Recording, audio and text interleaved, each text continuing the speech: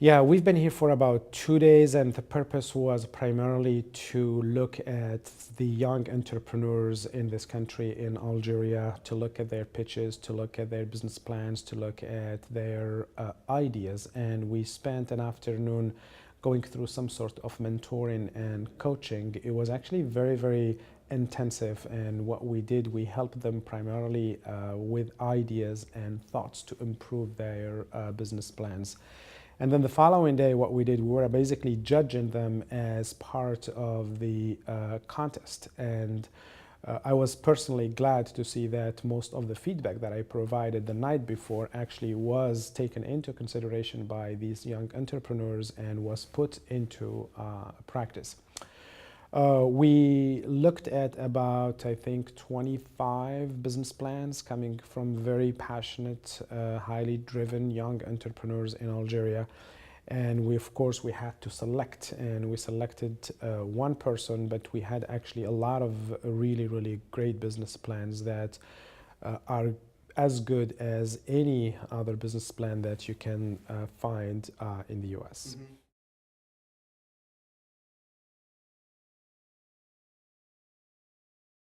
Well, I immigrated to the U.S. In the 90s, and I have became entrepreneur from day one, in the sense that I have to support myself and I have to work to find my own success without any support. And if you are an immigrant, I would say you are more than entrepreneur, because everything becomes entrepreneurial for you, so you have to be successful. I went to school, I went to the University of Minnesota, and I finished my PhD because I knew that without education in the US, most likely you will not be able to make it. This is a highly stratified society, and if you don't have knowledge, if you don't have tools, most likely you will not be able to make it. And then I start teaching at the University of Minnesota. I teach now. My full-time job is actually at Carlson School of Management. I teach a variety of courses, from management to international business to entrepreneurship and innovation. But also, having reached that level of comfort, if you will, I start to think about the necessity to give back to the community, and I start to look at my own history and all the failures, all the obstacles, all the disappointments, all the rejections that I have had in the past. And I said there might be, or there must be, 100 of people who are actually going through that same path, and what would be the best way to justify for my own success is by giving back to my own community in the US, but also my own community here.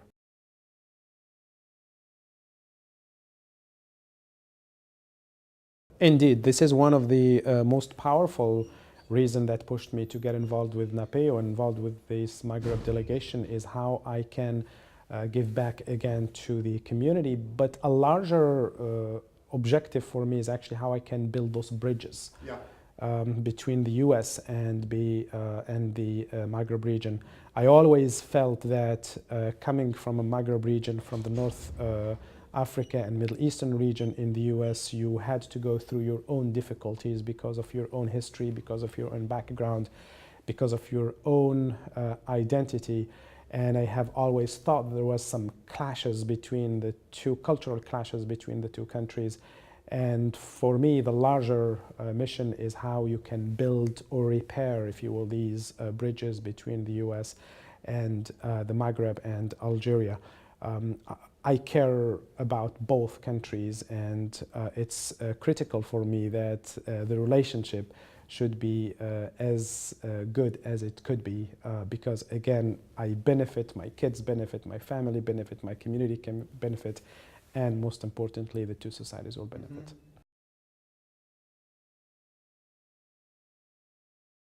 Mm-hmm. The era in which governments come and provide jobs to every single person, I think it's gone. Globalization now has destroyed, if you will, that very, very aggressive role of government providing every single person in the society a job. So the question would be, how are you going to make sure that these people are going to find an occupation or a job? That's actually where Maghreb delegation comes in. That's why the that's where the Global Entrepreneurship Program comes in, and that's why this notion of entrepreneurship that has been very successful in the US, and I would even say it is primarily an American idea, being an entrepreneur, because you go to a land and you don't find anyone and you have no means and you have to make it as an immigrant or otherwise.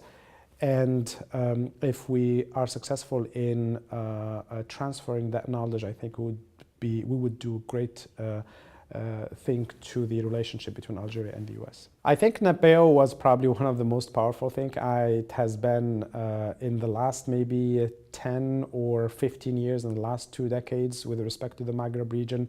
Again, Maghreb region has been neglected for so many years and so many decades by US foreign policy, and now it's time for us from the US to look at this region as a big region to help probably facilitate the integration between the 5 countries.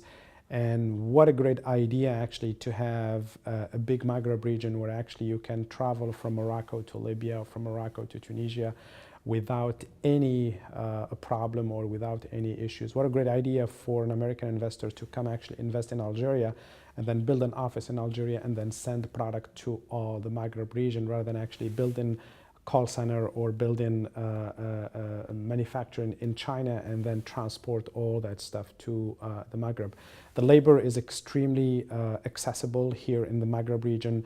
The education is extremely high. So what is left now is to build again those ties and to build this notion of connection between the 2 countries.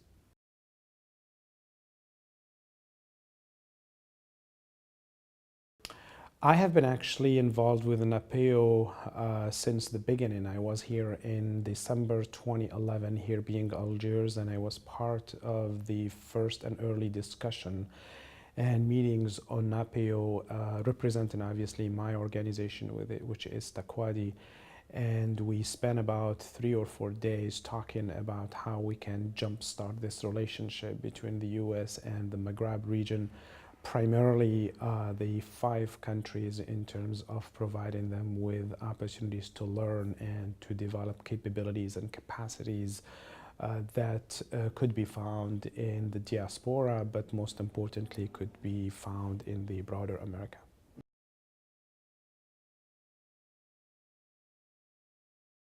One of the most important things, I believe, is to intensify the relationship between diaspora members and the region. People in the region, they look up to those who have made it in the US, those who have been successful in the US, and they develop the idea that if you have an idea, you have a passion behind it, and you have what it takes in terms of drive, you should be able to succeed. So it's mostly actually trying to change the culture itself of operating in this region. Also, the type of things NAPEO and State Department and the Maghreb delegation is doing is very, very helpful, because what it does, it creates an awareness that there are bridges to be built and there are a lot of things that could be done between the region and the US.